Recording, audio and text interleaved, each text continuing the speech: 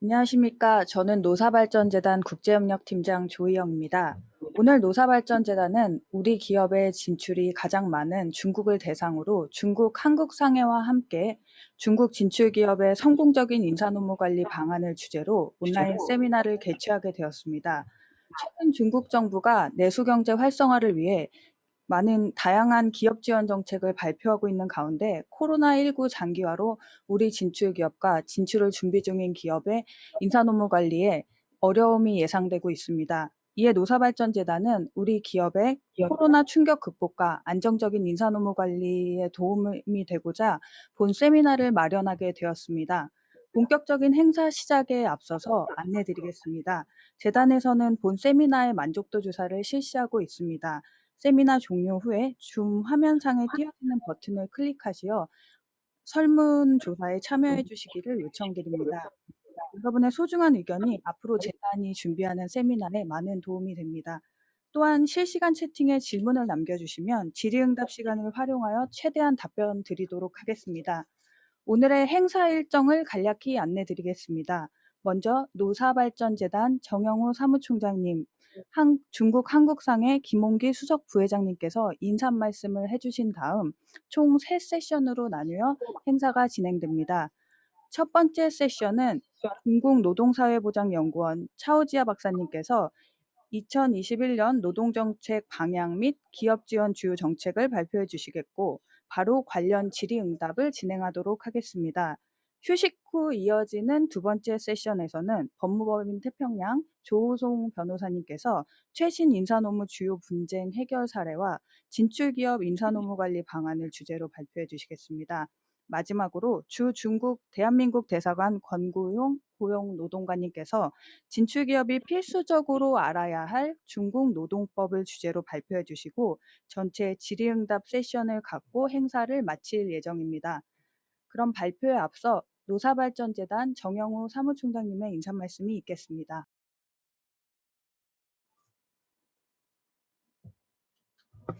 안녕하십니까. 노사발전재단 사무총장 정형우입니다. 먼저 이번 세미나 개최가 가능하도록 도와주신 주중 대한민국 대사관 장하성 대사님과 중국 한국상해 이호철 회장님께 감사드립니다.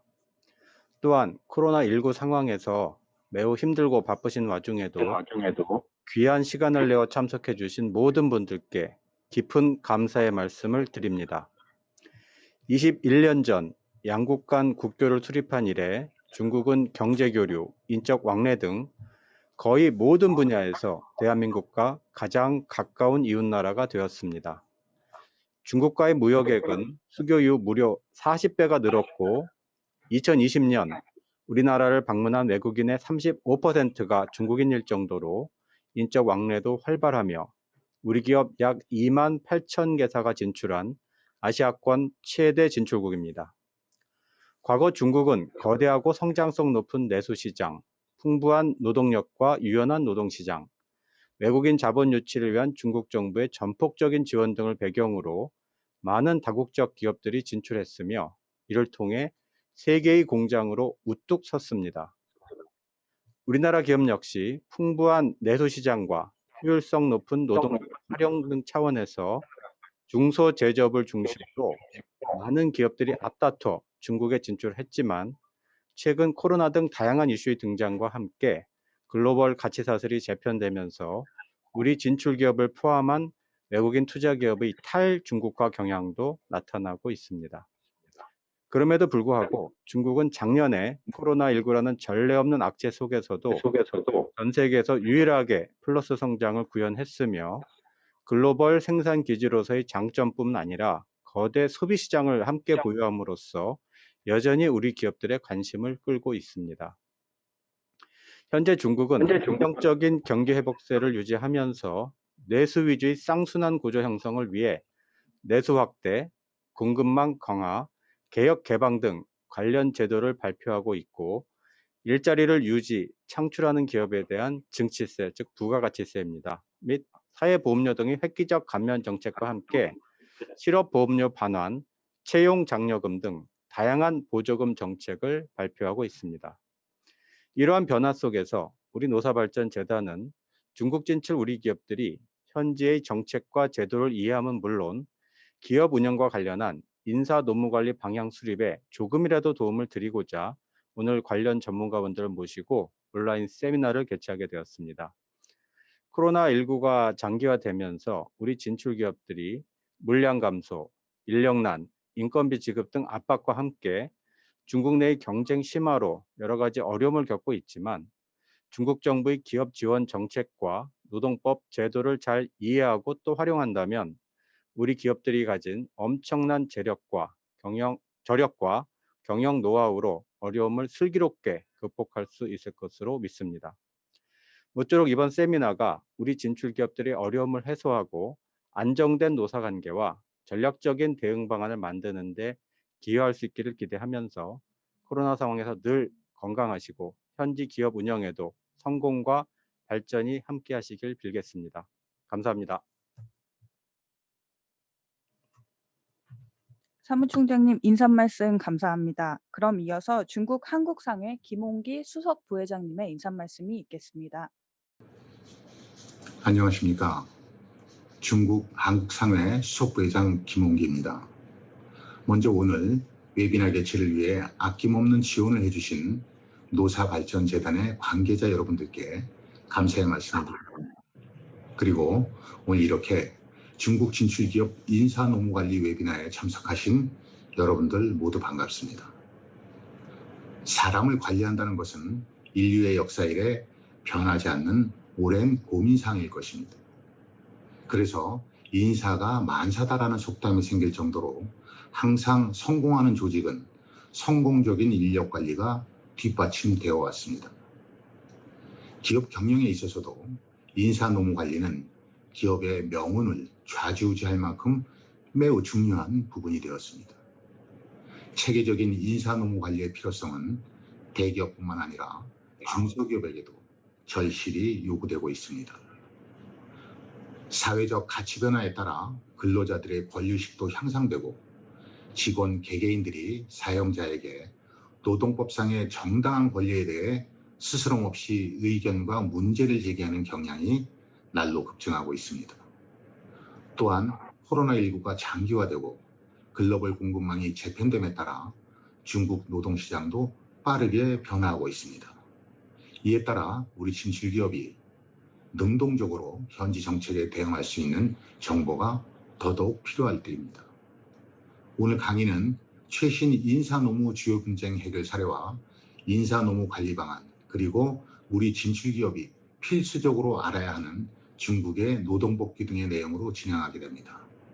아무쪼록 오늘 강의가 여러분들의 효율적인 인사노무 관리의 시스템 구축에 많은 도움이 되기를 바라겠습니다. 감사합니다. 수석 부회장님 인사 말씀 감사합니다. 법무법인 태평양 조우송 변호사님께서 최신 인사노무 주요 분쟁 해결 사례와 진출기업 인사노무 관리 방안을 주제로 발표해 주시겠습니다.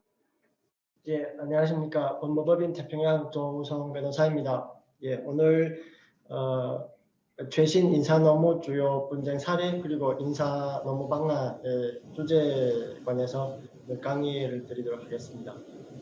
일단 강의를 시작하기 전에 저희 태평양에 대해서 간략하게 설명을 드리겠습니다. 저희 태평양은 한국 로펌 중 최대 로펌 중에 하나로서 지금 700여 명의 전문가가 한국 그리고 글로벌 기업들을 대상으로 여러 가지 법률 서비스를 제공하고 있습니다. 그리고 저희 태평양 내부에는 중국 팀이 따로 설치되어 있습니다. 저희 중국 팀은 20여 명 변호사가 서울, 북경, 상해, 홍콩에서 한국 인바운드 업무, 아웃바운드 업무를 주요 업무로 해서 여러 가지 서비스를 제공하고 있습니다. 예, 저는 2007년도부터 한국 기업들을 대상으로 법률 서비스를 제공해왔고 2012년 연말에 태평양에 합류해서 지금 현재까지 태평양 변호사로 일하고 있습니다. 오늘 주제는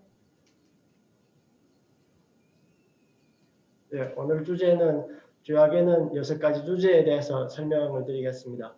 하나는 중국 인사 법규의 주요 특징, 그리고 두 번째로는 직원이 채용, 그리고 세 번째로는 근로시간, 네 번째로는 근로계약의 해지 및 종료, 그리고 다섯 번째로는 인사유치, 여섯 번째로 휴업에 대해 설명을 드리겠습니다. 오늘 제가 준비한 내용들이 좀 많은데요. 좀 설명하는 과정에 시간상 어렵게 되면 제가 좀 간략하게 설명을 드리고 넘어가도록 하겠습니다. 그리고 나중에 기회가 되면 제가 좀 더 상세하게 설명을 드리겠습니다. 일단 첫 번째 주제는 중국 인사법규의 주요 특징입니다. 보시는 바와 같이 중국도 한국과 비슷하게 지금 관련 법규들은 피라미드 형태로 되어 있습니다. 그 맨 위쪽에 헌법이 있고요. 그 아래 법률, 법률은 중국 인민대표대회 또는 인민대표대 상무위원회에서 지정하는 것을 법률이라고 합니다. 여기에는 노동법, 노동계약법, 노동중재조례법 이런 법률들이 있습니다. 그 밑에는 국무원에서 제정하는 행정법규가 있겠습니다.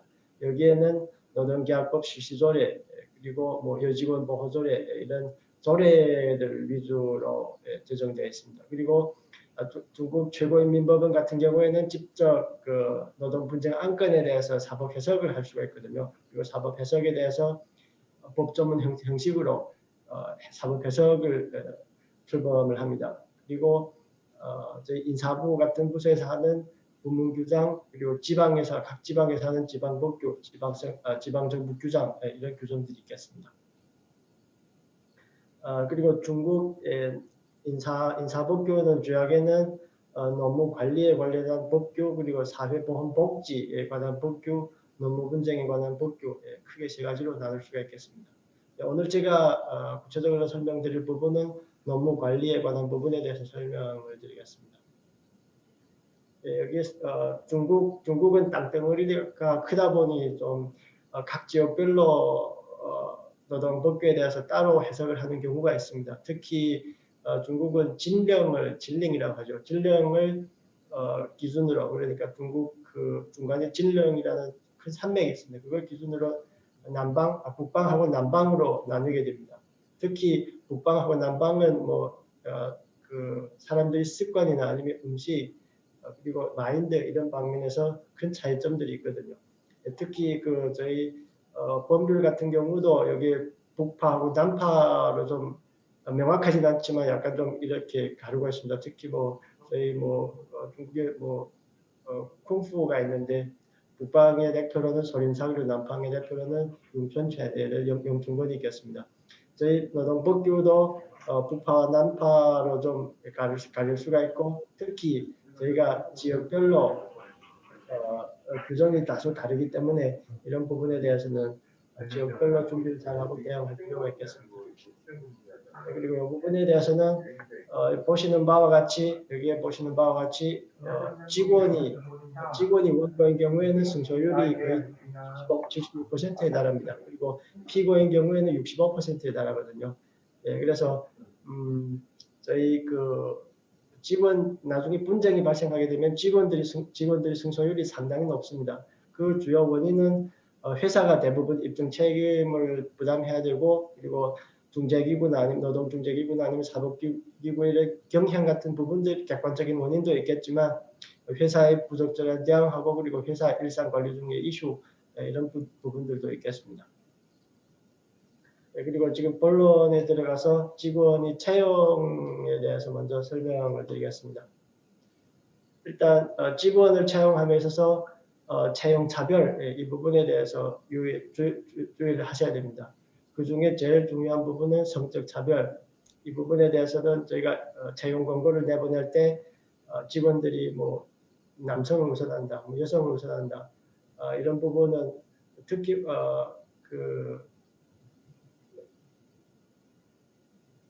업무가 과중하거나 아니면 체력 노동 이런 경우에는 좀 남성을 우선한다 이런 부분은 괜찮겠지만 같은 사무직인데 남성을 우선한다 이런 부분은 성적 차별이 되겠습니다. 그리고 저희가 면접 과정에 여직원들이 결혼 상황을 문의한다거나 아니면 출산 계획에 대해서 문의하거나 이런 부분은 다 성적 차별에 해당할 수가 있기 때문에 유의하시기 바랍니다. 그리고 건강 차별 특히 일부 업체들은 직원 채용하기 전에 건강 상황에 대해서 건강 검진을 하는데요. 그 중에 저희가 업무를 수행하기 위해서 적절하지 않은 수행하기 위한 그 범위 내 건강 검진은 가능합니다. 그러나 저희가 일반 업무를 처리하면서 비형 간염 이런 건강 검진을 항목에서 추가한다면 이런 부분은 다 건강 차별에 대한 건강에 대한 채용 차별이 되겠습니다. 그리고 지역 차별, 중국도 지역 차별에 대한 이런 부분이 좀 강한데 여기에 보시게 되면 항주 고급 인민법원의 사례에서는 직원이 하남성 직원이라는 이유로 면접 기회를 주지 않았습니다. 이 건에서 직원이 그 관련된 증거를 제출해서 법원에 소송을 제기했고 결국은 절강 쉐라톤 리조트에서 6만 위안이 배상금을 등신손해 보상금을 지급하고 그리고 중국의 제일 큰 간행물인 인민일보 그리고 이 밖에 하남일보 이런 부분에 이런 신문에서 연속 10월 동안 사과문을 게재하도록 판결을 내렸습니다. 그리고 제가 직원을 체험하는 과정에 또 기타 여러 가지 유의사항이 있겠지만 요즘 중국에서는 개인정보 보호에 대한 강화를 여러 가지로 보호를 강화하고 있거든요. 특히 직원으로부터 개인정보를 저희가 받을 경우에는 직원들로부터 관련된 동의서 그리고 저희가 사용 목적 그리고 사용 목적을 직원한테 고지해야 되고 그리고 저희가 적절한 보호 정책 그리고 보안 조치 이런 부분에 대해서 회사 내부적으로 좀 수립을 해야 할 필요가 있겠습니다. 그리고 지금 최신 이런 핸드폰 앱 이런 중국에서 상당히 발전하고 있죠. 이런 부분에 대해서 일부 장기적으로 영업 활동을 하거나 출장을 하는 직원들에 대해서는 회사에서 이런 직원들이 관리를 위해서 직원 행적 추적이 가능한 APP를 핸드폰에 설치해서 인사 관리를 하는 경우도 있습니다. 특히 이런 행적에 관한 개인정보는 그 민감한 개인정보에 해당되기 때문에 특히 유의하실 필요가 있고 반드시 직원에게 동의를 받고 관련된 목적을 설명을 하고 가급적이면 저희가 퇴근 시간 이후에는 이런 행적을 추적하지 않는 이런 방식을 취하는 것이 적절하겠습니다. 그리고 근로시간 부분에 대해서 설명을 드리겠습니다. 일단 중국에서는 근로시간을 세 가지로 나눕니다. 하나는 표준 근무시간제 그리고 부정시 근무제 그리고 종합근무시간제 이 세 가지로 나누겠습니다. 일단 표준 근무시간제에 대해서는 하루 근무시간, 출퇴근 시간을 정해서 운영을 하는 이런 시간제도를 얘기하고 그리고 부정시 근무제는 일부 출퇴근 시간이 정해지지 않은 직원들에 대해서 예컨대 외근인은 아니면 장기적으로 출장을 나가 있는 분들 그리고 영업인은 아니면 회사 임원 이런 분들에 대해서는 부정시 근무제를 실시할 수가 있겠습니다. 그리고 또 종합 근무시간제라는 제도가 있는데요. 이 부분은 주요하게는 저희가 성수기, 비수기로 나누는 업무에 대해서 적용할 수가 있겠습니다.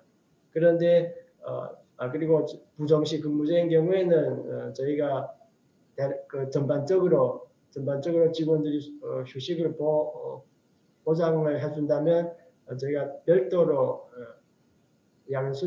잔업수당을 지급할 필요가 없겠습니다. 그리고 종합근무시간제도 저희가 특정 기간 내에 특정 기간 내에 근데 주간 아니면 월간 분기별로 관련된 법규에 규정되는 근무 시간만 휴식 시간만 보장해주면 저희가 따로 보상을 지급할 필요가 없겠습니다. 근데 지금 제가 2020년에 최고인민법원에서 정리한 사례들은요. 부정시 근무제 그리고 종합근무제를 시행하면서 직원과 합의만 해서 운영한 경우에는 무효라는 판결을 내렸습니다. 그래서 이런 부분에 대해서는 부정시 근무제나 아니면 종합근무시간제 이 부분에 대해서는 반드시 관할 인력자본부서의 허가를 받은 다음 실행이 가능하겠습니다. 그리고 또 근로시간에 관련해서 좀 유의해야 될 부분이 있는데 이 부분에 대해서는 크게는 세 가지가 있습니다. 하나는 일 근무시간 8시간, 주간 근무시간 40시간을 초과해서는 안 됩니다. 법률 규정상. 그러나 이 부분까지는 처벌 규정은 없습니다. 다만 저희가 1개월 내에 잔업시간이 36시간을 초과하는 경우에는 인사부서에서 1인당 1인당 인민폐 100위안 내지 500위안의 과태료를 부과합니다. 이 부분은 직원이 원해서 잔업을 했다 하더라도 이 부분은 회사에 과징금을 부과되는 이런 강제적인 규정입니다. 그래서 이 부분에 대해서 유의할 필요가 있겠습니다. 그리고 다른 하나는 저희가 그 직원한테 잔업을 안배한 다음 회사는 선택할 수가 있습니다. 근데 직원한테 관련된 잔업 수당을 지급한다거나 아니면 보충 휴가를 추가로 제공한다거나 이런 경우에는 특히 여기 강소성 법원 같은 경우에는 이런 부분에 대해서 명확하게 회사가 보충 휴가를 안배한 상황에서 직원이 거부하면서 잔업수당 지급을 요구한 경우에는 직원이 요청을 지지하지 않는다는 이런 해석도 있습니다. 그리고 특히 이런 부분들은 저희가 인사규칙상에 회사가 이런 잔업을 안배한 경우에는 보충 휴가를 안배할 수 있다는 이런 부분을 명확하게 규정할 필요가 있겠습니다. 그리고 대부분 기업들은 지금 출퇴근에 대해서 출퇴근 체크 제도를 실행을 하고 있습니다. 이 경우에도 일부 직원들은 그냥 체크 기록만 가지고 잔업을 했다고 주장하는 경우가 있는데 여기 또 강소성 인민법원 해석에 의하면 그 중에 잔업을 인정하는 요건 중에 하나가 업체가 안배하거나 아니면 고용업체가 승인을 한 전제하에서 직원이 잔업을 한 경우에는 잔업을 인정할 수 있다고 규정하고 있습니다. 그리고 다른 지역에서도 대부분 업체들은 이런 인사규칙상 잔업에 대해서 반드시 회사의 이런 상사나 아니면 회사 부서의 허가를 승인을 받고 잔업을 하도록 제도를 마련하는 경우들이 많습니다. 그리고 다음으로는 노동계약이 해지 종료에 대해서 설명드리겠습니다. 노동계약 해지 종료에 관해서 지금 가장 많이 분쟁이 발생하는 부분입니다. 이 부분에 대해서는 직원을 해고하거나 직원과 노동계약을 해지할 때 만약 직원과 합의를 하지 않은 것이라면 좀 유의하실 필요가 있겠습니다.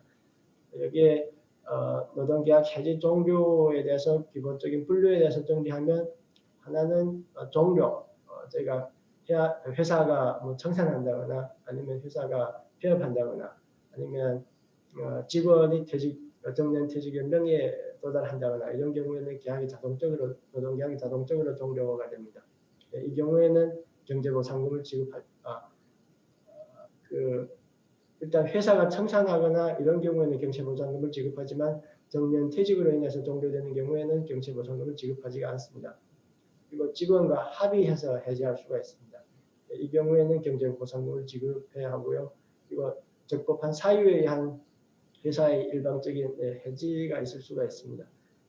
하나는 근로자의 귀착 사유에 의해서 근로자가 노동계약을 체결할 때 회사에 허위 정보를 제공했다거나 아니면 회사의 그 인사규칙을 엄중하게 위반해서 해고 사유에 해당되는 경우에는 회사가 일방적으로 노동계약을 해지할 수가 있습니다. 이 경우에는 회사에서 경제보상금을 부담하지는 않습니다. 그리고 다른 하나는 근로자가 귀착 사유가 없는 상황에서 객관적인 상황이 발생했을 경우 회사가 노동계약을 해지할 수가 있겠습니다.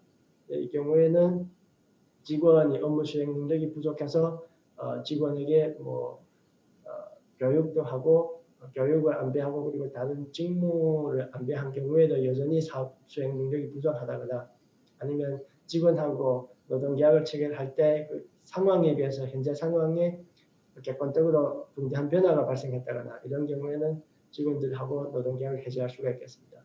그리고 마지막으로는 정기해고가 있겠습니다. 정기해고는 회사가 엄중한 어려움이나 아니면 회사가 다른 업무에 종사한다거나 이런 경우에는 적법한 절차를 거쳐서 정기해고, 중국노동법에서는 경제성 가문이라고 하죠. 이런 정기해고를 진행할 수가 있습니다. 그리고 경제보상금에 대해서 간략하게 설명을 드리겠습니다. 일단 경제보상금은 기본적으로 저희가 노동계약을 해지하거나 종료 전 12개월 전의 평균급여를 기준으로 지급을 합니다. 그리고 평균급여는 지금 현재는 세전급여, 그러니까 직원이 개인소득세 그리고 직원이 부담하는 사회보험, 주택공적금 이런 부분을 포함을 해서 평균급여를 산정을 하고, 그리고 직원에게 지급한 상여금, 잔업수당을 다 포함을 해서 산정을 합니다. 그리고 일부 직원 같은 경우에는 저희가 그 현지 평균급여를 급여 3배를 초과하는 직원들이 있습니다. 이런 경우에는 이런 직원들한테는 저희가 평균급여 3배 기준으로만 평균급여를 산정을 하고 지급기간도 근속연수도 최고로 12년을 초과하지 않습니다. 그리고 그 해지 사유에 대해서 좀 더 구체적으로 설명을 드리면 회사의 일반적인 해지, 그러니까 직원이 과실에 의해서 해지하는 경우에는 그 중에 가장 많은 하나가 인사제도를 엄중하게 위반해서 해지하는 경우가 되겠습니다. 근데 이 경우에도 여러 가지 요건들을 반드시 만족을 해야만 법원에서 이런 해지는 합법적인 해지라고 인정을 하거든요. 여기에서 6가지 요건들이 있는데, 그 중에 그 유의하실 부분은 일단 인사규칙상 그 처벌제도가 합리적이어야 합니다. 근데 인사규칙상 직원 2회 지각한 직원을 해고할 수 있다. 이 부분은 누가 봐도 합리적이지 않기 때문에 법원에서 이를 인정하지 않는 경우가 있습니다. 그리고 또 인사규칙이라 하더라도 좀 엄격하게 집행을 하는 이런 인사규칙이 되어야 되겠습니다. 여기에서 보시는 2020년 절강성 항주지 사례에서는 회사 인사규칙상 고객 정보를 코피하는 경우에는 자신이 뭐 USB나 이런 데 코피하는 경우에는 해고 사유에 해당됩니다. 이런 부분은 회사를 놓고 말하면 중요한 영업 비밀이 될 수가 있어서 일단 합리성 원칙에는 부합될 수 있다고 할 수 있겠지만, 이 회사 내부적으로 관리가 잘 되지 않아서 직원들이 업무 편의상 보편적으로 이렇게 코피하는 경우들이 많았고, 다른 직원들도 이렇게 코피하는 경우들이 많았다고 주장을 해서 결국은 인사제도를 엄중하게 위반하였다고 법원에서 판단을 하지 않았습니다. 다음으로 업무 능력 부족, 직원이 업무 능력이 부족하다고 판단하는 경우에는 회사가 직원에 대한 교육을 안배하거나 아니면 기타 업무를 안배해서 여전히 업무 능력이 부족하다고 판단하는 경우에는 직원을 해고할 수가 있습니다. 근데 저도 지금 이 건에 이런 비슷한 사례에 대해서 확인을 했는데 정확한 데이터는 아니지만 거의 뭐 100개 중에 거의 직원이 거의 뭐 95개 정도는 승소를 하는 경우가 있거든요. 그 중에 극소수 사례 중에 업무 능력 부족으로 인정된 사례는 여기에 2016년 하북선 사례에서는 그 회사 내규상 종합평가를 통해서 회사 뭐 꼴찌가 되거나 아니면 이런 업무 꼴찌가 되는 경우거나 아니면 하위 몇 % 되는 경우에는 업무 능력 부족으로 판단할 수 있다는 명확한 내부 규정이 있었습니다. 여기에 따라서 사가 판단한 부분에 대해서는 법원에서 그 부분을 인정을 하였습니다. 그리고 2019년 안휘선 사례에서도 직원이 여러 번 실수를 겪은 상황에서 회사가 여러 차례 경고를 하거나 아니면 실적 개진 이런 제안을 했음에도 직원이 계속 시정을 하지 않자 회사가 직원을 해고했고, 이런 상황에서도 법원에서는 합법적인 해고라고 판단을 한 사례가 있습니다. 그래서 이런 부분에 대해서는 회사가 반드시 그 충분한 준비가 필요할 것 같고, 그 이유가 충분한 상황에서만 해고를 할 수가 있겠습니다.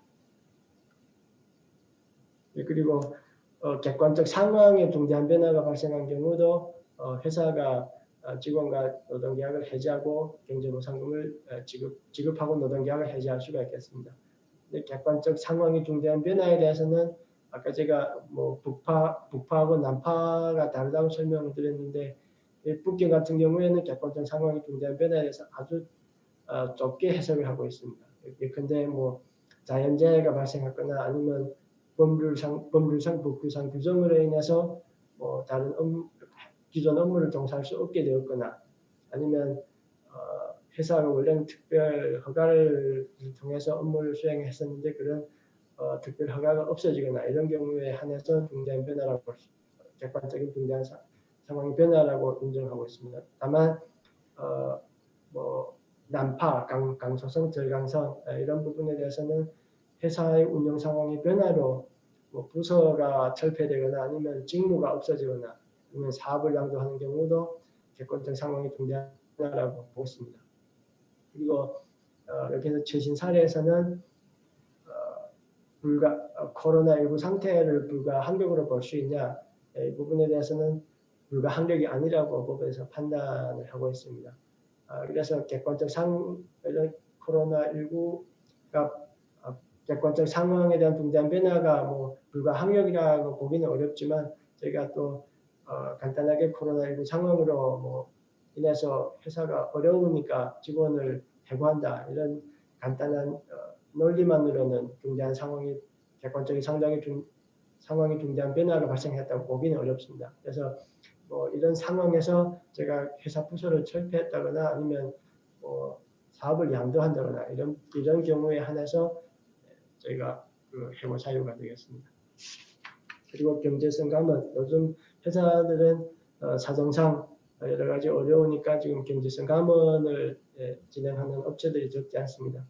일단 적용 범위는 회사에서 20명 이상 또는 20명 회사 전체 직원이 20명 이하이나 10분의 1 이상의 직원을 해고하는 경우에는 경제성 감원 절차를 적용할 수가 있겠습니다. 그리고 일부 업체들에서는 한두 명 직원을 해고하는 경우에도 뭐 경제성 감원 절차에 해당된다고 생각하시는 분들도 계신데 이런 경우에는 해당되지 않습니다. 이런 경우에는 합의하거나 아니면 기타 뭐 사유로 해지를 해야 됩니다. 그리고 경제성 감원 경우에도 엄격한 절차를 진행해야 되겠습니다. 일단은 30일 전에 제가 공회나 아니면 근로자적인 상황을 설명을 하고 관련된 자료들을 제공할 필요가 있겠습니다. 그리고 구체적인 방안을 직원들에게 공시를 하고 그리고 구체적인 방안에 대해서도 또 직원들의 의견을 구하는 이런 절차가 필요하겠습니다. 그리고 이런 직원들 아니면 회사 공회 내부적인 절차를 완료한 다음 그리고 관할 인사부서에 또 보고 절차를 거쳐야 됩니다. 이러한 절차를 거쳐서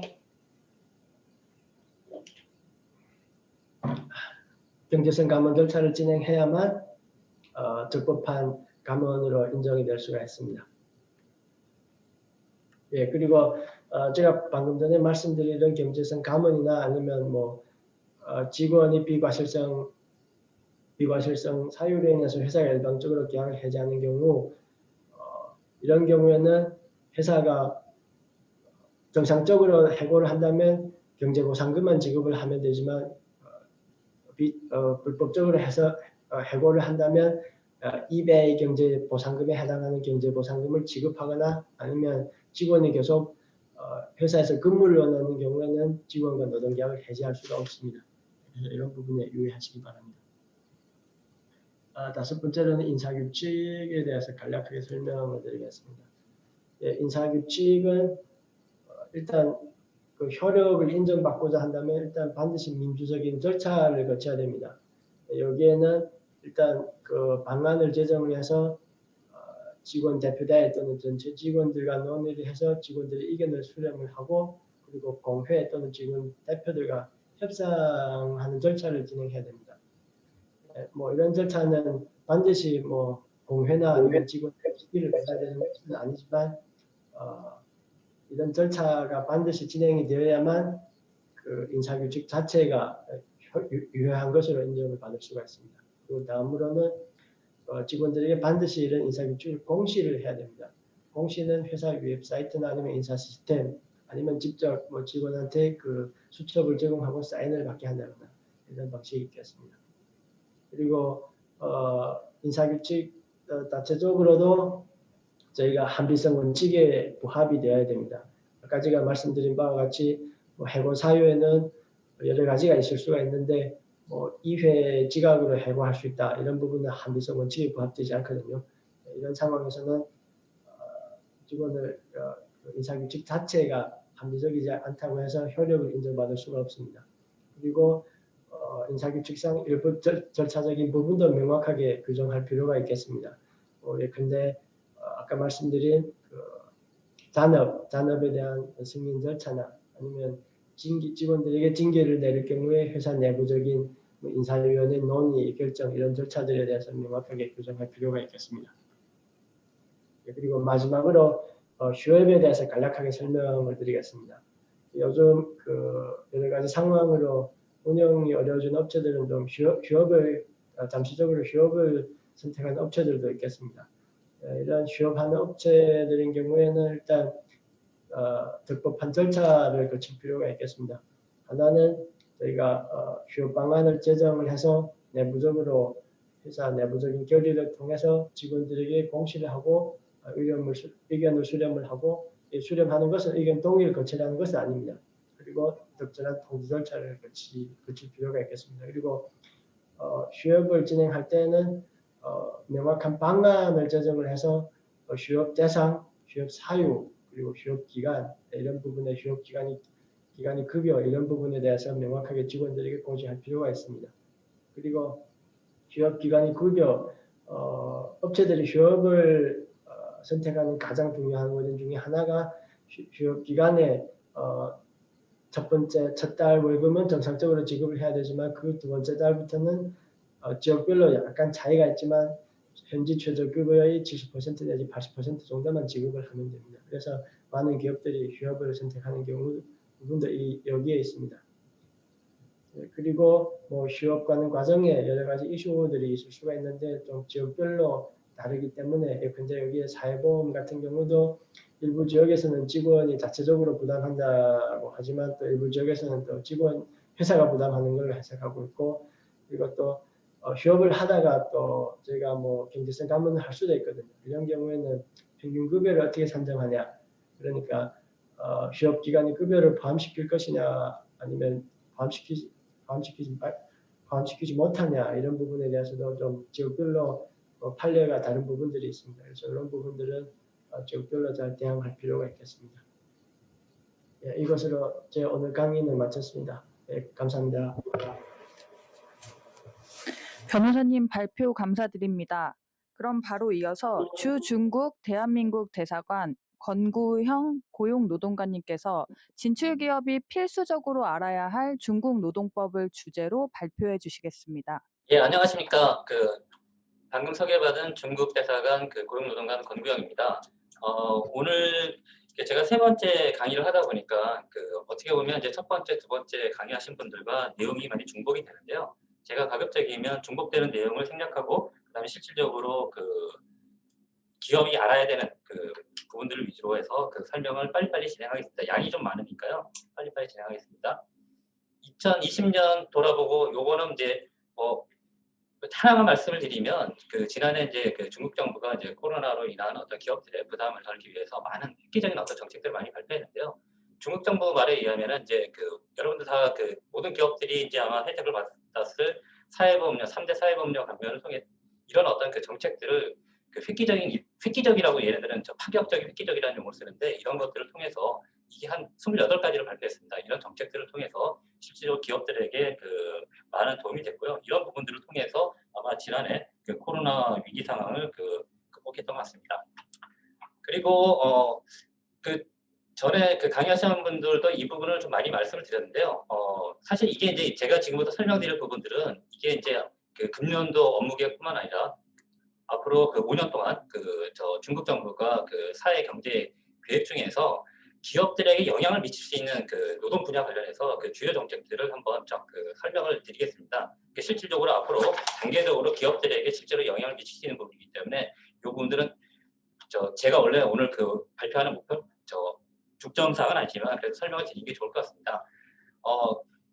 여러 가지가 있는데 저는 중국 정부가 내세우는 어떤 14.5 개혁 기간 동안에 여러분들이 한 4가지 정도를 종합적으로 이해해야지만 좀 정확하게 이해할 수 있다고 생각합니다. 하나는 이제 경제 성장이고요. 또 하나는 이제 고용이고 또 하나는 소득이고 그리고 이제 최근에 이제 중국 정부 문제가 되고 있는 저출산과 고령화에 따른 어떤 인구 구조 변화 이에 따른 어떤 노동력 감소 이런 부분들을 종합적으로 좀 이해를 해야지만 중국 정부가 앞으로 향후 5년 동안 어떻게 끌고 갈 건지 그런 것들이 종합적으로 이해가 될 수 있다고 생각합니다. 뭐 경제 성장 목표는 뭐 여러분들 잘 아시다시피 이제 그 14.5개의 그 기간 동안에는 이제 그 목표 자체를 제시를 안 했고요. 그리고 금년도 목표도 보통 이제 그 시중에서 얘기하는 한 뭐 9%대, 8%대보다도 훨씬 낮은 6%대로 설정을 했습니다. 이런 부분들은 이제 이 경제 성장이라고 하는 목표 자체가 이게 높게 잡으면 상당히 이것을 달성하기 위해서 경제에 상당히 부정적인 영향이 많이 미칩니다. 그리고 어떤 그 양적인 목표를 추구하다 보니까 여기 중국 정부가 강조하고 있는 뭐 기술 자립이라든지 어떤 진짜 내적인 어떤 질적인 어떤 성장 그 부분을 이제 소홀히 하는 문제가 있습니다. 그러다 보니까 중국 정부가 그 6% 정도로 낮게 잡았고요. 그래서 앞으로 어떤 양적인 어떤 그 성장보다는 그 질적인 성장에 포커스를 두겠다. 그리고 이제 경제 성장을 하는 목적도 이제 중국 정부가 가장 중요한 게 이제 아마 민생 문제입니다. 민생 문제에 있어서 가장 중요한 것이 아무래도 일자리 문제입니다. 일자리 문제와 관련해서 이번에 그 14.5계획의 좀 특이한 부분은 이제 그 5년 동안에 이제 일자리 총 목표, 도시적인 일자리 총 목표를 제시하지는 않았습니다. 하지만 이제 실업률이라고 하는 그 목표를 제시했는데요. 그리고 이제 2021년도에는 뭐 우리 여러분 잘 아시다시피 한 그 도시적인 일자리 목표를 한 1,100만 개 잡았고요. 이게 아마 코로나 이전 수준입니다. 코로나 이전 수준을 높게 잡았고 그 실업률 목표도 5.5% 잡았는데 중국 정부가 이 고용과 관련해서 두 가지 목표가 있습니다. 하나는 어떤 고용의 어떤 총량을 확보하는 문제, 그리고 또 하나는 이제 기존의 일자리, 고용 유지와 관련된 그 두 가지 목표를 설정을 했고요.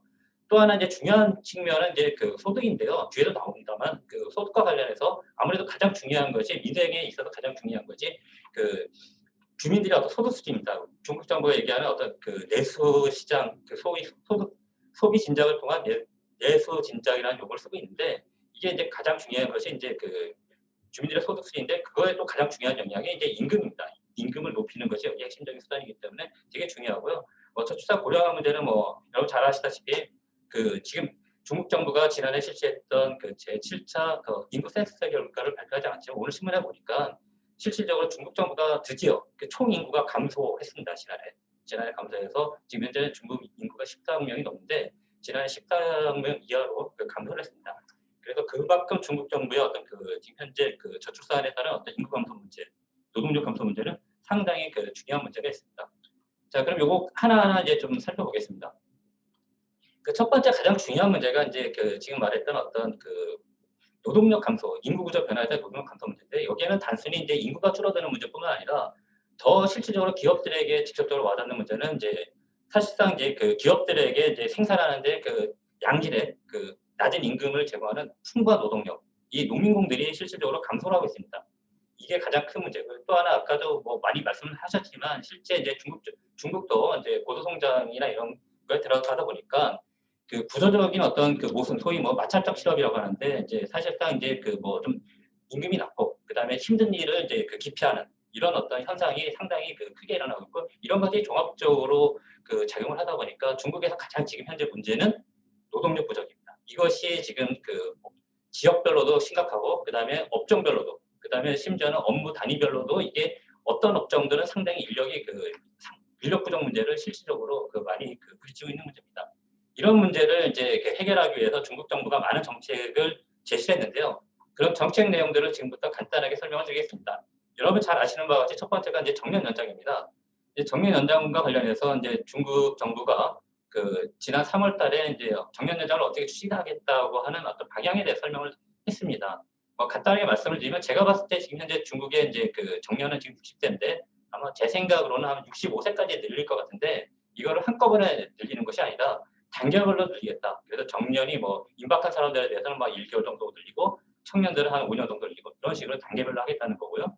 그리고 또 한 가지 이제 지금 여기 보시는 바와 같이 이제 중국에서는 이제 정년을 남자와 여자로 차별합니다. 여성은 이제 보통 50대인데 이런 어떤 차별적인 어떤 제도는 유지를 하겠다. 그대로 유지하겠다라고 하는 것이고요. 이 정년 연장은 사실상 중국의 어떤 사회 전체적인 어떤 측면에서 획기적인 변화를 초래하는 문제이기 때문에 사실상 이 부분이 아마 상당히 신중하게 아마 논의가 돼서 진행이 될 것이라고 생각을 합니다. 두 번째는 이제 저출산 문제인데요. 요 밑에 표에 보시는 것은 이건 이제 중국의 이제 출산휴가 제도입니다. 이제 보통 이제 국가가 이제 98일 정도 부여하고 있고요. 그리고 지역별로 이제 부가적으로 이제 30일, 60일, 80일 뭐 이런 식으로 지역별로 해서 한 100, 한 2, 30일, 100일 한 그 정도 되고 있는데요. 중국은 이제 이런 어떤 출산 휴가는 부여하지만 이제 육아직 제도가 없습니다. 육아직 제도가 없는데 이제 이번에 양회에서 발표한 14.5개월 기간 동안의 그 내용을 살펴보면은 좀 모호하게 돼 있습니다. 모호하게 돼 있지만은 이렇습니다. 뭐 산전인 휴가 제도를 개선하겠다라는 내용이라든지, 그다음에 중국에 없는 육아직 제도를 도입을 검토하겠다. 그다음에 또 하나 이제 우리 아무래도 이제 우리 직장인들이 이제 보육 부담 때문에 이제 어떤 뭐 출산과 관련해서 기피하는 문제가 있는데, 이와 관련해서 이제 일정 요건을 뭐 충족하는 기업의 경우에는 이제 기업 내 어떤 영유아 보육 서비스를 제공할 수 있도록 하겠다라는, 이건 권고사항으로 돼 있지만 사실상 이제 아마 큰 기업들은 아마 나중에 이런 것들이 제도화된다면 좀 강제되지 않을까 이런 생각이 듭니다. 그리고 지금 현재 전국적으로 이제 소위 이제 장기 간병 이제 양로보험이 시범적으로 실시되고 있는데, 이건 뭐 여러분 잘 아시죠, 그죠? 결국 이것이 나중에 이제 제도화되면은 이것도 마찬가지로 아마 뭐 의료보험과 같이 근로자하고 사업주가 이제 뭐 반반씩 부담하는 제도로 다가가기 때문에 이것도 마찬가지로 실질적으로 기업의 부담으로 작용할 수 있다, 이렇게 말씀을 드릴 수 있고요. 그리고 또 하나 이제 중국이 가장 중요하게 생각하는 것이 이제 소비 진작 문제인데, 소비 진작을 하기 위해서 이제 중국 정부가 아마 공휴일 제도라든지 그다음에 유급휴가 제도 이런 것들이 지금 중국에 이제 마련이 돼 있는데, 이게 이제 사실상 모호하고 또 지역별로 다르고 뭐 좀 그렇습니다. 이런 부분들은 명확하게 나와 있지는 않지만 이런 부분들을 제도적으로 보완해서 실질적으로 이걸 통해서 이제 소비 진작을 하겠다 이런 내용이 있기 때문에 이 제도도 아마 좀 손을 대지 않을까 생각이 듭니다. 그리고 아까 말씀했다시피 이제 농민공들이 이제 도시 지역으로 이주가 이제 점점 이제 줄어들고 있는데, 이게 아마 뭐 도시 지역으로 와서 실질적으로 뭐 낮은 임금에 또 도시에서 살기 어려운 측면이 있습니다. 그래서 중국에서 가장 또 강조하는 부분이 이런 농촌에서 도시 지역으로 이주한 인력들에 대해서 실제 도시 주민과 똑같은 어떤 서비스를 제공하겠다라고 하는 부분이고요. 이 부분은 이제 여기 나와 있는 것처럼 임금 기준에 따라서 실제 어떤 단계별로 하고 있습니다. 그래서 이 부분 관련해서는 이미 4월 8일 날 발개가 이와 관련된 구체적인 어떤 지침을 시달을 했습니다. 그리고 이제 아마 여러분들 이제 실제 이제 중국에 오면 아마 취업허가 또는 비자 문제가 아마 가장 여러분들 기업들이 직면할 수 있는데요. 이와 관련해서 이제 이번에 발표한 내용을 보면은 이제 뭐 다른 부분들은 비슷한데, 뭐 기술 이민 제도를 도입을 검토하겠다. 그리고 또 좀 차이점이 있는 것이 이제 밑에 있는 14.5개월 지난 어떤 계획과 비교했을 때 이제 구체적으로 이런 어떤 중국의 이제 외국 인재에 대해서 어떤 복지 혜택을 주겠다고 하는 구체적인 내용들과 관련해서 이제 뭐 임금복지, 자녀교육, 사회보장, 세금 혜택 이런 것들을 제도적으로 정비하겠다, 이런 내용들이 좀 들어가 있고요. 참고적으로 여러분들이 좀 아셔야 될 것이 좀 오래됐습니다. 2019년도 7월달에 발표된 제도인데, 여기에 보면 이제 기업들이 실제로 알아야 되는 비자 정책들이 있습니다. 뭐 하나는 이제 영주권을 이제 좀 영주권을 좀 확대하는 제도가 있고요. 좀 노란색으로 칠한 것처럼 이제 실제 이제 취업 허가를 2회 연상 취업 허가를 정상적으로 받은 경우에는 3회째부터는 좀 장기 취업 허가제를 발급합니다. 이런 내용들이 있으니까 이것도 여러분들이 참조하시기 바라겠습니다. 그리고 이제 아까 좀 우리 조 변호사님이 좀 말씀을 드렸지만, 이제 고용과 성차별 관련해서 이제 좀 부가적으로 더 말씀을 드리면, 이제 뭐 다른 내용들보다는 이제 노란색 칠한 것만 말씀을 드리겠습니다. 요거는 이제 2019년도에 이제 여러 개 부처들이 발표한 건데, 여러분들 아마 쉽게 이제 면접할 때 이제 당연히 여성 근로자들에 대해서는 이제 뭐 혼인이나 출산 여부를 아마 물어볼 겁니다. 이런 것들이 못 묻게 돼 있습니다. 여러분들 유의하셔야 될 것 같고요. 그리고 이제 올해 이제 3월달에 이제 새로 시행된 온라인 채용 서비스 관리 규정이라는 게 있는데, 여기에는 이제 어떤 내용이냐면, 여러분들 당연히 이제 저희 사람들을 뽑을 때 이제 아마 인터넷을 통해서 이제 아마 채용을 할 겁니다. 그랬을 때 여러분들 채용 정보나 채용 정보에 뭐 특히 아마 뭐 인종 또는 이제 지역 이런 것들을 가지고 이제 차별을 하거나, 또는 이제 이런 어떤 호구나 이런 것들에 의해서 인력의 이동을 제한하는 조건을 달았을 때는 차별 규정이 있습니다. 그래서 과징금을 부과받을 수 있으니까 여러분들이 유의하셔야 될 것 같고요. 또 하나 이제 여러분들에게 좀 강조하고 싶은 것은 이제 이게 이제 중국에서는 좀 약간 좀 생소하지만 앞으로 이 부분이 상당히 강조될 것 같습니다. 성희롱 관련해서 이제 중국 정부 실제 현장에서 지금 현재 문제가 지금 벌어지고 있고요. 그리고 올해 이제 1월 1일부터 시행되는 중국 입법에 성희롱 금지와 관련된 어떤 조항이 들어가 있습니다. 중국에서는 이제 성희롱과 관련해서 금지하는 내용이 있지만 성희롱의 어떤 구체적인 개념과 관련된 규정이 없었습니다. 근데 민법에서 최초로 성희롱의 어떤 그 개념에 대해서 규정을 했고요. 또 더 중요한 것은 그 기업의 어떤 책임을 부과했습니다. 기업들이 이런 어떤 성희롱과 관련해서 합리적으로 예방하고, 그리고 나중에 성희롱과 관련된 민원이 발생했을 때는 그 조사 처분하고, 그다음에 더 중요한 것은 아무래도 뭐 기업 내에서 그 발생하는 것이 이제 뭐 권력이나 또는 어떤 그 종속적인 어떤 그 이렇게 상하 간의 어떤 관계를 이용해 성희롱이 많이 발생합니다. 그런 부분들을 제재할 의무를 그 민법에 명시적으로 규정을 했다라는 점이 중요하고요. 그리고 최근에 심천시에서 아주 자세하게 이런 어떤 우리 한국에서 얘기하는 어떤 성희롱 방지 가이드라인 비슷하게 아주 자세하게 그 성희롱 방지 그 관련 어떤 가이드라인을 발표했습니다. 그래서 여러분들이 그 이런 어떤 가이드, 이게 이제 다른 지역에도 아마 확산이 될 것 같고, 실제 어떤 기업 내에서도 이런 어떤 지침을 활용해서 그 기업 내 어떤 자체적인 어떤 그 규정을 만드는 것이 좋을 것 같습니다. 여기에는 이제 기업이 일정한 어떤 역할을 했을 때는 기업의 면책 규정도 있으니까 여러분들이 한번 꼭 그 관심 있게 한번 살펴봐 주셨으면 좋겠습니다. 그리고 뭐 요 연금 제도는 넘어가겠습니다. 자, 두 번째는 이제 그 아까 말씀했던 소득과 관련된 부분인데요. 그 당연히 이제 그 주민들이 어떤 소득 수준을 높여서 그 소비를 진작하겠다라고 하는 부분인데, 여기에서 가장 중요한 수단이 당연히 이제 임금입니다. 임금. 임금과 관련해서 뭐 여기 나와 있는 내용들 제가 다 설명드리진 않겠지만, 아마 두 번째하고 세 번째만 말씀을 드리겠습니다. 그래도 뭐 한국과 달리 중국은 기본적인 어떤 그 호봉제 스타일은 아니지만, 기본적인 어떤 그 우리 그 제일 중요한 것이 이제 임금이라고 하는 것이 이제 우수 인력을 내보내지 않고, 또한 그 근로자들이 실질적으로 기업의 어떤 생산성 증대를 위해서 일을 할 수 있도록 만드는 가장 중요한 기제가 임금인데요. 임금과 관련해서 이제 그 당연히 이제 그 기본적인 어떤 그 노동자의 어떤 업무 역량 또는 그 근로자가 갖고 있는 그 여러 가지 어떤 그런 것들을 기준으로 해서 그 보수를 책정해야 되는데, 이와 관련해서 특히 이제 기능 인력들 관련해서는 최근에 인력장 사회부 장부가 기능인재 보수 분배 가이드라인을 만들었습니다. 발표했습니다. 이것들을 여러분이 참조해서 기업 내 어떤 임금 체계를 그 재구축해야 할 필요성이 있다. 이렇게 말씀드리고, 또 하나 이제 중요한 것이 이제 임금 인상과 관련해서 이제 뭐 최저임금도 있고, 근데 중국도 마찬가지로 그 지방 정부가 제시하는 임금 인상 가이드라인이라는 게 있습니다. 지난해는 이제 뭐 코로나 때문에 이 부분이 작동이 안 됐지만 대부분의 지방 정부가 이 부분을 작동을 하고 있고요. 그래서 이런 부분들이 올해부터는 좀 강화되지 않을까 생각이 들고, 또 임금 결정 시 이제 그 어떤 집단적 노사관계, 그 단체 협상 제도를 활용을 적극적으로 권장하겠다, 이런 내용들이 포함이 되어 있다. 그리고 이제 또 여러분들 그 노무 파견 제도 여러분들 많이 확인하시는데, 뭐 지금 내용상으로는 이제 뭐 별로 이렇게 명확하진 않습니다만, 아마 노무 파견 관련해서 지금 현장에서 문제가 되고 있기 때문에 이 부분도 아마 제도 개선 논의가 아마 있지 않을까 생각이 듭니다. 그리고 요 세 번째 부분은 한번 여러분이 읽어보시면 아마 그 중국에서 사업하시는 데 있어서 그 뭐 내용상으로는 다 좋은 얘기들입니다. 좋은 얘기들이고, 실제 현장에서 작동은 안 되고 제대로 작동이 안 돼서 문제지만, 어쨌든 이런 부분들 관련해서 뭐 민영 기업의 활력을 유발한다든지 재산권 제도를 완전히 그 보장했다든지, 그다음에 우호적인 영업 환경을 구축하겠다. 아무래도 기업들이 제일 그 부담스러운 것이 이제 감독 문제인데, 감독도 보시면 아시겠지만 이제 그 상당히 그 좀 앞으로도 합리적으로 개선하겠다. 그래서 여기 감독의 기준이 나와 있습니다. 그래서 뭐 시장이나 품질 안전 등과 관련된 그 감독은 엄격하게 하고, 그다음에 뭐 어떤 새로운 어떤 일자리 창출이 그 좀 일자리 창출의 어떤 보고라고 하는 신산업 신업체에 관련해서는 좀 효용적으로 하겠다. 이런 내용들이 그 원칙적으로 나와 있습니다. 그 마지막으로 아마 여기 계신 분들 관련해서 이제 노무 담당하시기 때문에 이제 이 부분 관련해서 좀 그 실제 업무를 담당하지 않지만, 이제 실제 아마 중국에서 기업 활동을 하시면은 이제 그 안전 생산, 산업 안전 부분이 상당히 중요합니다.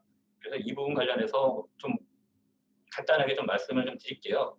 뭐 가장 간단하게 말씀을 드리면 이제 그 기본적인 어떤 그 기본 배경이 한국도 마찬가지입니다. 그 기업에 있는 그 모든 구성원이 안전생명과 소위 산업 안전과 관련해서 모두가 다 그 책임을 부담해야 된다. 그리고 궁극적인 책임은 이제 기업이 부담하는데, 여기 기업이라고 하는 것은 기업의 최고 책임자. 우리 뭐 중국에서 보면 뭐 동사장, 법인장 이런 사람이 되겠습니다. 똑같습니다. 이건 한국이나. 그래서 이걸 뭐 중국에서 안전생명 책임제라고 하고, 이런 부분들을 확대하고 강화하겠다라는 내용이고요. 또 하나는 이제 그 아무래도 이제 그 안전사고 발생 가능성이 높은 그런 어떤 위험 요인을 그 사전에 발굴해서 그런 것들을 적절하게 제거하는, 이것도 상당히 중국에서 강조하는 내용인데, 이런 부분들이 강조가 되고 있습니다.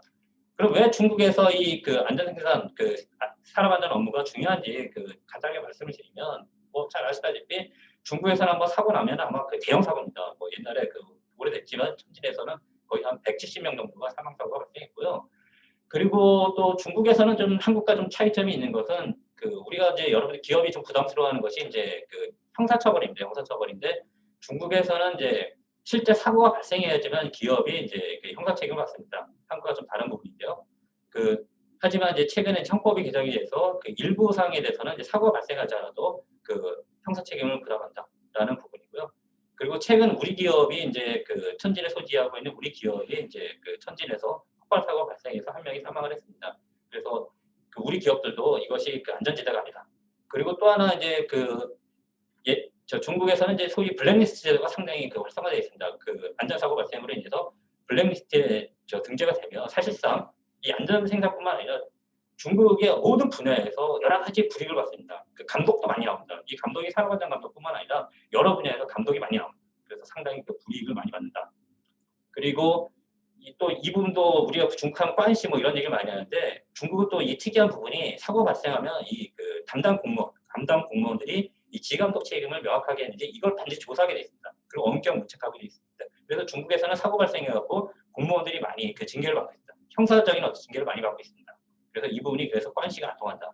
그리고 중국도 마찬가지로 그 이 안전회사 위법행위에 대해서는 이제 그 근로자들 또는 공예가 그 신고할 수 있는 제도가 활성화되어 있다. 이런 부분들이 이제 아무래도 기업들의 어떤 그 이 안전생산에서 중요한 어떤 그 가치를 보여준다는 그 이유가 되겠습니다.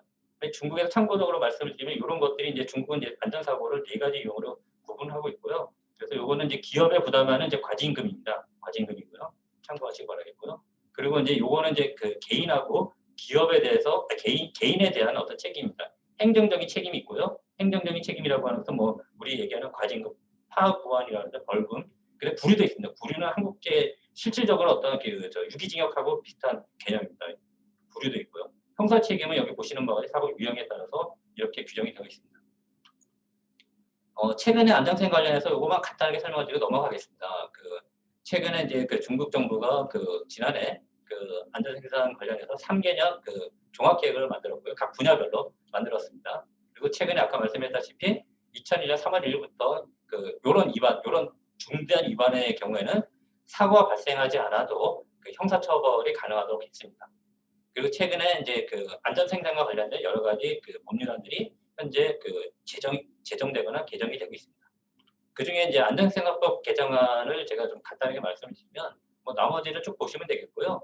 아마 여러분들 아마 좀 공포스러운 내용들만 좀 말씀을 드리면 이제 이 사고가 발생했을 때 형사 책임을 진다는 것이고 감독을 나와서 위반 행위가 발생했을 때는 개인적인 어떤 행정형 벌 같은 거, 벌금 같은 거 이런 것들 부담하는 거는 부담을 합니다. 부담을 하는데 그런 어떤 처벌 수준을 거의 2배 이상으로 다 높였습니다. 그리고 이제 이게 또 상당히 중요한데 이런 위반 사항들을 가졌을 때는 실질적인 어떤 사업장 폐쇄뿐만 아니라 실제 우리 법인장들 이런 사람들이 아예 법인장을 못하게 만든다. 직무수행을 금지를 시키는 그런 강력한 내용들이 들어가 있고요.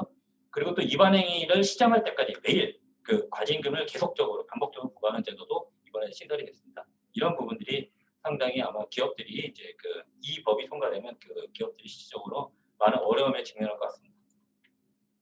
요거는 뭐 넘어가겠습니다. 그러면 이제 아마 진출 기업들이 이제 앞으로 어떤 환경에 직면하고 이에 따라서 어떤 대응을 해야 되는지 좀 간단하게 살펴보면요. 아마 뭐 지금 설명드렸던 내용이 이제 정리하는 거라고 생각하면 되겠습니다. 첫 번째는 아마 저는 이제 중국 정부는 일자리를 유지하고 일자리를 창출하는 핵심 주체로 기업에 대한 정책적 지원은 아마 계속 이런 말을 하고 있고 이런 부분들 그래서 이제 포용적 성장이라고 합니다. 포용성이라고 하는 것은 기본적으로 법은 있지만 제도는 있지만 실제 집행은 좀 약간 탄력적으로 하겠다 이런 얘기입니다. 이렇게 보시면 되겠고요. 그러니까 뭐 두 번째는 이제 아마 임금 인상 당연히 압력이 높아지겠고 그다음에 공예 우리 노동조합과 어떤 집단적 어떤 노사관계 단체 교섭 이런 역할이 강화될 것이고 그리고 이제 이게 선진국에서나 있는 이런 새로운 분야 뭐 저출산 문제 남녀 평등 직장 내 성희롱 이런 부분들이 상당히 사회적으로 관심을 끌고 이슈가 될 것이다. 이런 것들이 발생하면 실질적으로 기업이 중국에서 이제 기업 활동하는 상당히 큰 타격을 받을 수 있다. 그거는 뭐 말씀드렸고 아까 이제 실제 중국에서 지금 현재 아마 모든 기업들이 직면하고 있는 문제 중에서 필요한 인력들을 적시에 채용하지 못하는 문제가 가장 큰 것 같습니다. 그리고 이제 여섯 번째는 이제 그 중국도 노동자들의 권리의식이 높아짐에 따라서 실질적으로 분쟁 건수가 늘어나고 있습니다. 분쟁 건수가 늘어나고 또 하나는 이제 분쟁의 그 강도가 세지고 있습니다. 그런 부분들이 이제 현재 그 위험 요인이다. 실질적으로 통계로 보면은 지난해 이제 코로나 상황에서 1분기 때는 이제 보시는 바가 좀 줄었습니다. 많이 줄었는데 2분기 이후에는 이제 그 지금 분쟁 건수가 그 지속적으로 늘어나고 있는 추세를 보이고 있습니다. 앞으로도 아마 제가 봤을 때는 많이 늘어날 것 같습니다. 그래서 저는 이제 기업들의 이제 대응 전략을 간단하게 말씀을 드리면 저는 이제 가장 중요한 게 이제 이겁니다. 아까도 뭐 우리 그 조 변호사님께서 말씀했지만 이제 그 실제 이제 규정 제도, 우리 취업 기치, 뭐 사규라고 하죠. 이런 규정 제도를 잘 갖추어져야지만 실제 그 근로자들을 그 통제할 수 있고 나중에 이제 분쟁이 발생했을 때 기업이 이길 수가 있습니다. 그래서 규정 제도를 그 합리적으로 구축하는 것이 가장 중요하고 또 하나는 아까 말씀드렸다시피 근로자들이 그 실질적으로 일을 할 수 있게 하는 어떤 임금 체계 또는 직무 승급 체계, 뭐 중국에서 뭐 지칭 뭐 이런 식의 요구를 하는데 이런 제도들을 좀 잘 정비를 할 필요가 있습니다. 그래서 기업별로 좀 분야별로 이런 어떤 컴플라이언스도 좀 한번 기업 진단을 좀 해보시고 이런 것들을 종합적으로 좀 하시는 게 좋을 것 같습니다. 그리고 또 한 가지 그 말씀을 드리고 싶은 것은 이제 그 중국 정부가 이제 기업들을 지원하기 위해서 여러 가지 지원 제도들을 특히 이제 보조금이나 이런 것들을 운영하고 있는데 여기에는 두 가지가 있습니다.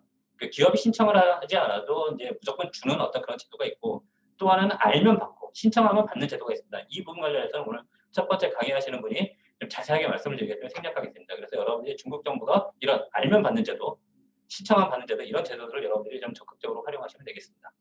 그리고 오늘의 어떤 키포인트라고 할 수 있는 건데 요거는 이제 중국도 여러분들이 그 노동의 유연성 또는 이제 기업의 어떤 인건비를 절약할 수 있는 여러 가지 방법들이 있습니다. 제도적인 방법들이 있습니다. 이런 부분들 여러 기업들이 좀 충분히 숙지해서 이런 제도들을 기업들이 활용하실 수 있다. 그리고 이제 아마 이제 그 실제 이제 아마 그 우리 기업들이 이제 그 뭐 중국 근로자뿐만 아니라 주재원을 파견할 수는 없습니다. 주재원을 실질적으로 파견하면 많은 비용이 들기 때문에 이제 아마 청년 인력들을 채용하려고 하는데 아무래도 이제 그 여러분이 아시다시피 이제 뭐 2년 이상 그 유관부분 경력이 있어야지 뭐 채용한다고 이렇게 알고 있잖아요. 취업허가도 받을 수 있다고 알고 있는데 예외 사항이 있습니다. 사실상 그래서 실질적으로 그 이런 청년 인력들을 그 실제로 활용할 수 있다. 뭐 뒤에 좀 설명을 드리겠습니다. 자, 요거는 이제 뭐 우리 지방 정부가 이제 기업들의 이제 인력청 관련해서 이제 뭐 이렇게 그 아무래도 이제 뭐 이렇게 지원 대책들을 이제 지방 정부로 발표하고 있다는 내용을 참고한 거고요. 이거는 뭐 다 넘어가겠습니다. 아마 이제 아까 그 우리 첫 번째 이제 실업보험료 반환 제도라는 게 이제 중국은 이제 특이한 제도입니다. 이제 이게 뭐냐면 이제 지난해 그 감원율이 일정 부분 이하였을 경우에 이제 그 실업보험료를 납부했던 근로자하고 사업자 합해서 납부했던 보험료를 돌려주는 제도인데요. 지난해 요 맘때는 뭐 302만 개의 기업이 그 실제 혜택을 받았습니다. 근데 올해는 이제 최근에 발표한 통계에 따르면 한 지난해 한 10분의 1도 안 되는 수준. 이 정도 기업들이 받았다는 건데요. 실제로 기업들이 받고 있습니다. 그래서 이거는 여러분들이 신청을 해야 받는 겁니다. 그래서 여러분들이 이 제도를 활용해서 그 실업보험료 그 반환 제도를 활용할 수 있다. 그런 점을 설명드리겠습니다. 이거는 뭐 넘어가겠습니다. 아까 말씀했다시피 이제 그 경력이 없어도 한국의 어떤 청년들을 채용할 수 있는 방법을 간단하게 설명을 드리면 이제 첫 번째 방법은 여러분 아실 겁니다. 뭐 석사 이상들은 이제 그 경력이 없어 채용할 수 있다라는 거고요. 두 번째 이건 아마 여러분들 모르실 겁니다. 모르실 건데 이것들을 활용할 수 있는데 그 중국 정부가 그 지정한 우수대학 졸업자입니다. 우수대학 졸업자. 전체적으로 이제 전 세계 한 493개를 지정을 했고요. 중국만 해도 45개 정도 지정을 했습니다. 그래서 실질적으로 그 지방성별로 지방성에서 대표적인 대학들은 다 지정돼 있습니다. 그래서 이제 북경만 해도 9개가 돼 있고요. 그래서 여러분들이 그 지역별로 이런 어떤 그 우수대학 졸업자 중에 그 성적이 우수한 사람들 이런 사람들을 채용했을 때는 경력이 없어도 그 취업허가서를 발급할 수 있다. 이런 제도를 통해서 그 할 수 있고요. 또 세 번째는 이제 좀 지역별로 좀 특성이 있습니다. 지역별로 이제 어떤 취업허가가 완화된 지역이 있는데요. 뭐 상해 같은 경우 상해대학 졸업자들에 대해서는 이제 경력이 없어도 채용할 수 있다는 거고요. 그다음에 염성과 연태 같은 경우에는 이제 요 한국의 산업인력공단으로부터 이런 요건을 충족하는 사람들에 대해서 이제 전문 인재 증명서를 받으면 이 사람들에 대해서도 그 지방 정부가 그 취업허가를 발급하고 있습니다. 요거는 그때 협약을 했던 거. 이게 이제 협약서 내용인데 그러니까 한번 보시기 바랍니다. 시간이 많이 됐죠? 요것도 이거는 이제 저희가 파악을 한 건데 시청 같은 경우에는 이제 그 별도의 어떤 그 요건이 필요 없다는 요거는 이제 저희가 이제 패스코라는 데를 통해서 활용한 겁니다. 그래서 이것도 참고하시기 바라겠습니다. 넘어가겠습니다. 쭉 넘어가겠습니다. 자, 오늘 마지막 시간인데요. 제가 그 중국의 핵심적으로 알아야 되는 노동법 관련해서는 오늘 뭐 시간 관계상 자세하게 설명을 드릴 수는 없고요. 여러분들 뒤에 그 제도별로 자세하게 그 여러분들 그 PPT에 자세하게 있으니까 여러분들이 참조하시고 일단 질문 시간을 통해서 받겠고요. 다만 이 자리에서는 여러분들이 핵심적으로 이 제도는 꼭 알아야 된다. 기업들이 활용 가능한 제도. 이미 뭐 설명은 됐지만 제가 간단하게 짚고 넘어가겠습니다. 첫 번째는 아무래도 여러분들 이제 근로자를 채용했을 때 이제 유연성을 확보하는 문제가 가장 중요한데요. 몇 가지 제가 예를 들면은 유연 취업자라는 게 있는데 그 중에서 이제 비전일제인인데 한국에서는 뭐 초단시간 근로자 뭐 이렇게 얘기할 수 있겠네요. 여기 중요한 것은 시간입니다. 시간. 하루 4시간 미만. 이런 사람들에 대해서는 사회보험 가입 의무도 없고 그 노동계약을 서면으로 체결할 의무도 없습니다. 그리고 언제든지 고용관계를 종료할 수 있습니다. 그렇기 때문에 그 업무 특성상 이런 어떤 비전일제를 활용했을 때 이 제도를 적극적으로 활용할 수 있습니다. 또 한 가지 중국도 이거 좀 특이한 제도인데요. 그 정년퇴직자, 우리 남자는 뭐 60대니까 안 되겠고 여성은 50대입니다. 50대 이상 그 근로자들을 그 채용하면 이거는 노동관계가 아니라 민사관계입니다. 민사관계에 대해서 사회보험 가입 의무도 없고 그래서 노동법상에 어떤 적용을 받지 않는다. 이런 것들이고요. 그 뭐 파견 용역 같은 것도 여러분들이 활용할 수 있습니다. 뭐 물론 이제 중국도 한국과 마찬가지로 용역이 어떤 뭐 이게 용역이 맞느냐 이런 것들 관련 법적으로 분쟁이 있지만 이것도 활용할 수 있고 중국은 좀 특이한 게 이런 제도가 있습니다. 이게 뭐 지난 코로나 우리 기간을 거치면서 아마 뭐 많은 기업들이 활용을 했었는데 그 일종의 근로자를 나눠가는 건데 이제 실제 근로자에 대한 어떤 근로관계의 어떤 책임을 지지 않으면서 그 일시적으로 업무가 늘어났을 때 그 다른 업체에 있는 근로자들을 이렇게 데려 쓰는 이런 제도도 있으니까 이것도 이제 중국 정부가 적극적으로 권장을 하고 있는 제도입니다. 이런 제도도 활용을 할 수 있다라고 말씀드릴 수 있겠습니다. 그리고 노동계약 해지 관련해서는 아까 우리 뭐 조변호 선생님이 설명을 했지만 간단하게 좀 유형화시켜 버리면 이제 하나는 이제 가장 중요한 게 이제 합의에 의한 해지가 되겠죠. 이게 가장 중요하죠. 중국에서는 사실상 이게 가장 중요합니다. 뭐 노동계약 해지 관련해서 가장 중요하고 그래서 뭐 사실상 그 합의를 통해서 해지하는 게 가장 좋겠고요. 두 번째는 이제 노동자가 과실했을 때 해지하는 건데요. 여러분들이 주의하셔야 될 것은 중국에서는 이 과실에 의한 해지 사유를 딱 이렇게 정해놨습니다. 요 요건에 해당하지 않으면 사실상 아무리 근로자가 그 과실이 있어도 해지를 하면 그 부당해고가 됩니다. 그래서 여러분이 중요하다는 거고요. 왜 기업 규정, 아까 뭐 취업 규칙 이게 중요하냐면 기업 규정을 심각하게 위반한 경우에 노동계약을 해지할 수 있습니다. 그래서 기업 규정을 얼마나 잘 만드느냐가 상당히 중요합니다. 그래서 이런 것들이 이제 요런 사유에 해당했을 때는 이제 즉시 해지할 수 있고 경제보상을 지급할 필요 없다라는 것이고요. 그리고 세 번째는 이제 노동자에게 이제 과실은 없지만 이제 제한적으로 노동계약을 해지할 수 있는데요. 이런 경우에 경제보상을 지급해야 합니다. 아마 요거는 이제 아무래도 좀 아픈 경우가 아파서 이제 여기서 중요한 것은 이 요건입니다. 이 요건을 일단은 법적으로 갖춰야 되고 그리고 실제로 이제 개별 케이스에 적용하는 경우는 뭐 아까 징빙자료 뭐 이런 것들 뭐 절차 이런 것들이 되게 중요한 거고요. 그래서 어쨌든 요건이 중요합니다. 요건을 여러분들이 잘 법적으로 한번 살펴봐 주세요.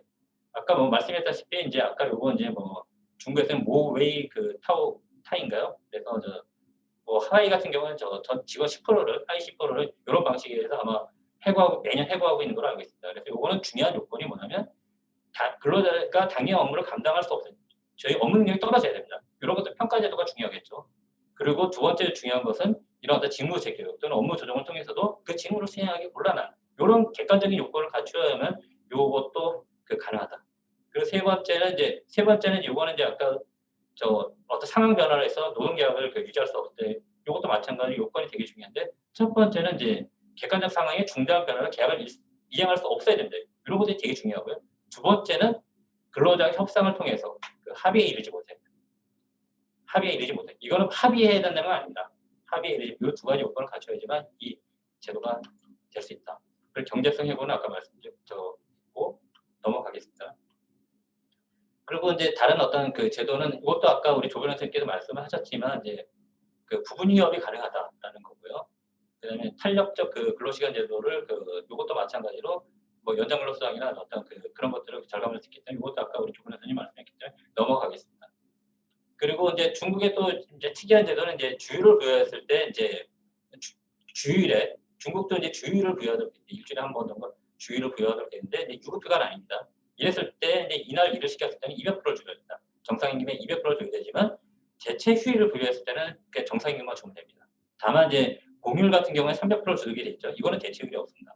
여러분 유의하시. 이런 제도들을 활용해서 그 기업 좀 아무래도 뭐 인건비 또는 뭐 노동이 어떤 유연성을 확보할 수 있을 것 같습니다. 요거는 이제 제가 이제 마지막 결론적으로 말씀을 드리겠습니다. 요거는 이제 주중 우리 대한민국 대사관의 홈페이지입니다. 여기 보면 이제 한주 경제 파트가 있고요. 여기 법률 정보 파트가 있습니다.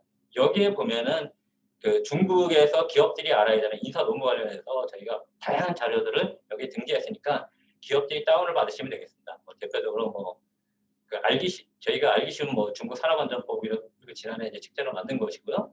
그다음에 이게 아마 가장 여러분들이 실질적으로 기업들이 가장 필요한 자료 같습니다. 중국 노동법령집을 상하권으로 해갖고 저희가 노사발전재단에 그 지원을 받아서 제작을 했습니다. 이 책자가 여기 아까 있으니까 여러분이 다운받아서 잘 돼 있습니다. 잘 돼 있으니까 다운받아서 여러분 활용하실 수 있고요.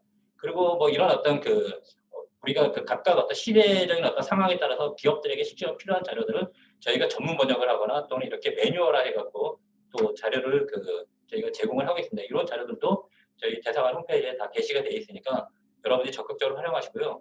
그리고 맨 마지막에 이제 아마 여러분들 PPT 맨 마지막에 보면은 제 위챗이 있습니다. 제 위챗이 있으니까 여러분들이 오늘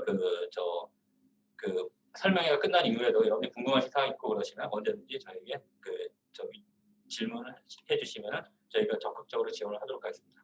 그리고 나머지는 이제 질문 시간을 통해서 자세한 어떤 질문을 받도록 하겠습니다. 네, 감사합니다.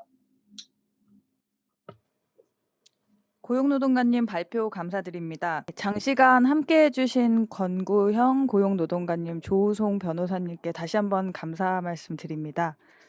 예, 이상으로 중국 진출기업 인사노무관리 웨비나를 마치도록 하겠습니다.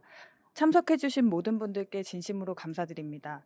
앞서 말씀드린 바와 같이 세미나 종료 후에 화면상에 보이는 버튼을 클릭하셔 만족도 설문에 참여해 주시기를 부탁드리겠습니다. 귀중한 시간을 내어 이 자리에 참석해 주신 여러분께 다시 한번 감사드립니다. 대단히 감사합니다.